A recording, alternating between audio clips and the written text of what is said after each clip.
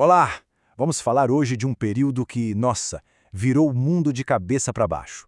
Pensa só, por séculos tudo girava em torno de Deus, da fé, e aí, de repente, uma explosão de arte, de ciência, de ideias completamente novas varre a Europa. E o ser humano, ele volta para o centro de tudo. É disso que a gente vai falar hoje, desse momento fascinante, o Renascimento. Ok, para começar, a essência de toda essa conversa está resumida aqui. É como se fosse uma troca de guarda mesmo, uma coisa monumental no jeito de pensar. A gente sai de um mundo onde a fé e Deus, o teocentrismo, ditavam absolutamente tudo, e a gente entra num mundo novo, guiado pela razão e focado no ser humano, que é o antropocentrismo. Essa é a grande virada de chave que a gente vai desvendar juntos. Mas, olha, para a gente entender o tamanho dessa revolução, a gente precisa primeiro dar um passo atrás, sabe? Vamos voltar um pouquinho no tempo, lá para a Idade Média, e entender como é que o pessoal pensava naquela época. Qual era a mentalidade dominante?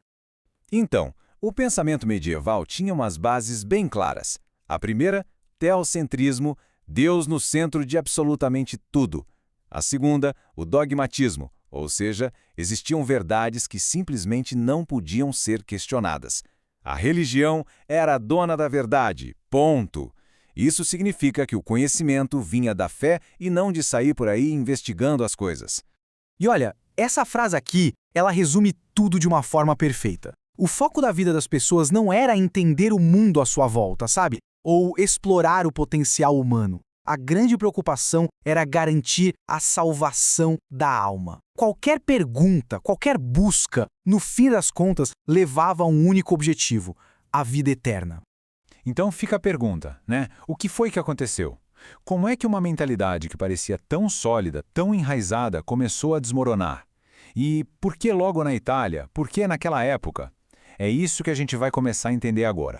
Olha, foi tipo uma tempestade perfeita, uma combinação de fatores. Primeiro, o comércio com o Oriente voltou com tudo, trazendo não só produtos, mas, e isso é muito importante, novas ideias. Com isso, uma nova classe social, a burguesia, ficou muito rica, principalmente nas cidades italianas. E o que essa galera rica fez? Para mostrar poder, para mostrar status, começou a investir pesado em arte. E é aí que surge o tal do mecenato. E o mecenato, gente, foi o grande combustível do Renascimento. Pensa assim, comerciantes muito ricos, nobres e até a igreja começaram a bancar os artistas, a patrocinar o trabalho deles. Era um jeito de mostrar poder, de falar, olha como eu sou importante. Sendo bem direto, sem o dinheiro desses mecenas, é bem provável que a gente nunca tivesse visto as obras-primas de um Michelangelo ou de um Da Vinci. Ok, então a gente já entendeu o cenário econômico e social que preparou o terreno, certo? Agora vamos para o coração da coisa toda, as ideias. Porque foram as ideias que de fato definiram o que foi o Renascimento. E a primeira, a mais revolucionária de todas, é o antropocentrismo. A lógica é simples. O foco sai de Deus e vai direto para o ser humano. A ideia era que o homem era a criação máxima de Deus e, por isso, ele tinha a capacidade de entender o mundo, de modificar a natureza. O ser humano se torna, então, o centro das atenções, o objeto de estudo. Aí, coladinho no antropocentrismo, vem o racionalismo. A fé deixa de ser o único jeito de conhecer o mundo. Agora, a ferramenta principal é a razão. A crença era de que tudo, absolutamente tudo, podia ser explicado pela lógica, pela ciência. Não bastava mais acreditar, era preciso provar, era preciso demonstrar. Tá, mas e a inspiração para tudo isso veio de onde? Veio lá de trás da antiguidade clássica. O classicismo é exatamente isso, um resgate dos valores da arte, da filosofia da Grécia e da Roma antigas. Eles olhavam para aquele período e viam um modelo de perfeição, de equilíbrio, um momento em que o ser humano era celebrado. E isso, claro, conversava perfeitamente com as novas ideias que estavam surgindo. Agora imagina a cena. Muito dinheiro circulando, ideias super revolucionárias no ar. Qual o resultado? Uma explosão de criatividade que nunca se tinha visto antes. Vamos ver agora como isso tudo se materializou na arte, na ciência, na literatura. E é claro, não tem como falar de Renascimento sem falar do cara, Leonardo da Vinci. Ele é o exemplo perfeito do que era o homem renascentista. O cara era pintor, inventor, cientista, músico, ele simplesmente dominava tudo.